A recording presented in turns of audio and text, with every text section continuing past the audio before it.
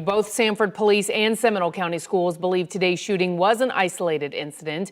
Classes will go on tomorrow at Seminole High School, but there are likely concerns about the impact today's shooting will have on students moving forward.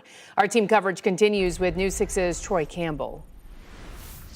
Seminole school officials say that this campus went on lockdown shortly after the shooting, keeping kids in their classroom for several hours. We spoke with a professor of psychology at UCF about how children may be reacting to this traumatic experience. It's okay to be okay.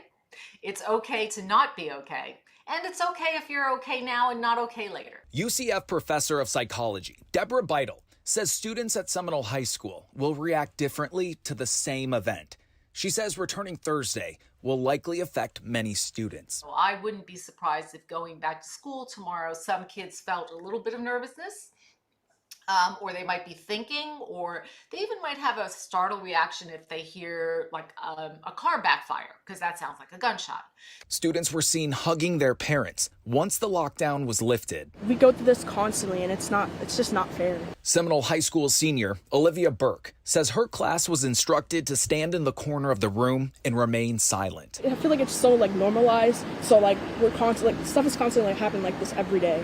So it's just kind of, I guess it's just America, I guess. Beidel says following the school shooting, parents should ask their child how they are feeling and be understanding if the child doesn't want to discuss the incident immediately. I think it's really important that parents take that step, that parents just say, something happened at your school today that could have been quite upsetting, or that was upsetting. You were hiding in a closet for a couple hours. Do you want to talk about it? And then respect what it is that the child says. Beidel says it's still more unlikely that a shooting will take place at your child's school, so it's very important to not let that fear become too overwhelming. She also says with cell phones and social media these days, people can become anxious if they don't immediately hear an update or hear from a loved one. Outside Seminole High School, Troy Campbell, Getting Results, News 6.